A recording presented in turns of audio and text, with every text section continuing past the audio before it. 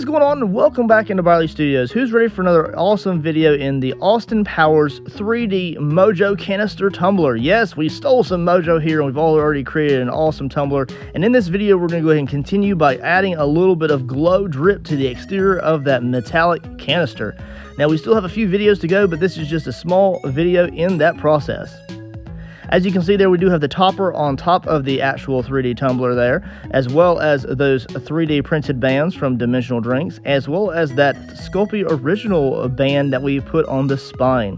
Now, I'm going to, in this video, use a straw to create a syringe-like needle.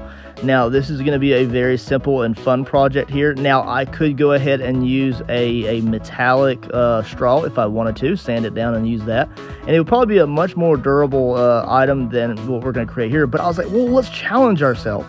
And what we're going to do here is we're going to use an actual plastic straw, and we're going to make it into a metallic textured paint.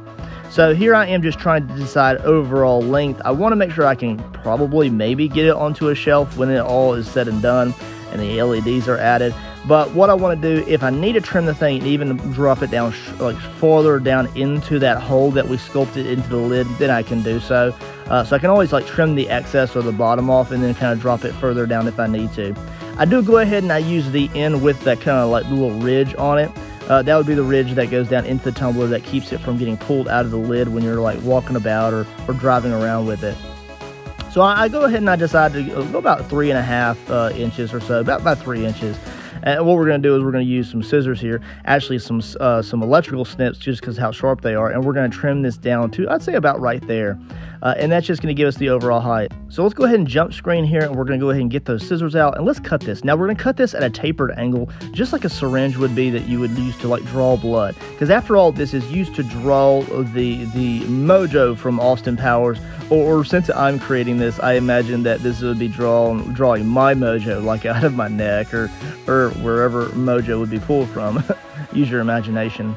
But we're going to go ahead and taper that there. You can actually see that the plastic pulled a little bit when I kind of squeezed the scissors on the plastic there. That's not a big deal. No problem at all. We're going to use some paint. We're going to really kind of detail this thing out. Now, because it is such a smooth surface and a plastic surface after all, we want to make sure that those acrylics really do bond in a good way. So we're going to go ahead and scuff that up with a very coarse sandpaper there. And then what I did is I split the end of a popsicle stick here, and it's going to hold the very bottom. Now, like I said before, I may not keep the very bottom part of that plastic straw, so this may change here slightly as I kind of detail out the last few stages of the project. What we're going to do is we're going to go ahead and use the same 3-color palette that we've been using throughout this project. You can also check out another tips and tricks video where I kind of displayed those 3 colors in a very simple 5-minute video. First color from Folk Art Paint, which is all Folk Art Paint, we're going to use cast iron. We're going to apply about 2 layers of this in total, and you can kind of just keep on detailing it. You don't have to make sure it's super smooth or super rough, as long as it just gives a good general cover and there's no kind of like scratches or plastic showing through, then hopefully it gave a good bond. Then we go into the gunmetal gray right off the bat before we go into any sterling silver.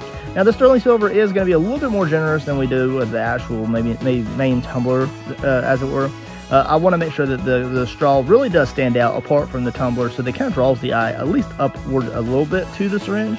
But just remember, the syringe doesn't have to really be on the tumbler at all times. This is just kind of like an additive just to kind of like put into the project to kind of make it feel more like a diorama. Once we get the paint on, then we can move on to, which I think is the funnest process, epoxy. Really applying a lot of general layers there. I'm making sure to kind of really cake it into the tip there. I want to make sure it kind of builds up a little build up there, so that way when I do the epoxy later on down the road, then it has something to really stick onto. I would really like to have a lot of build up on the tip of the syringe. Now, we will be using Flynn's sister epoxy here. Now, this is a facet epoxy, and I have linked that in the description below because I am affiliated with them. So if you want to use my code BStudios, then you can get 10% off everything you order from their website. If you want just a general good purpose epoxy, this is the way to go. It's very thick, very vibrant when it comes out, and it looks absolutely amazing over all of these colors. We did use that epoxy throughout the process of creating the actual swirl Mojo effect. If you want to check out that video, I will link the playlist at the very end of this, so make sure you stay tuned to the end. Then you can jump over to the playlist and you can see all of the amazing epoxy processes for this, including the final coat, which I may even dedicate its own video to, because we'll be creating like that glass-like effect over that epoxy. That way it looks like the epoxy is, or the Mojo that is encased in a nice glass-like canister. So as you can see here, we have a multitude of colors here. We have a pink, we have a red, we have a blue, we have a like a yellowish green, which is the main glow color, and we also have a actual green. Now these colors will swirl a little bit on the tip and on the syringe. I'm completely okay with that. I don't really care if it creates a little bit of muddy color, as long as they glow and they give a little bit of vibrancy, and we can kind of carry those colors down, dripping along the exterior of the canister. It kind of just brings everything together. It makes it feel like it's all one piece.